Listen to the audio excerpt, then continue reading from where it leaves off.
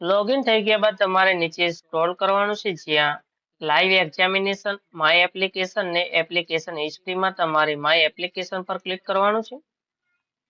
ત્યારબાદ તમારે અહીંયા એસએસસી CHSL 2025 એક્ઝામ પર સિલેક્ટ કરવાનું છે, જ્યાં select city exam date shift પર તમારે ક્લિક કરવાનું છે.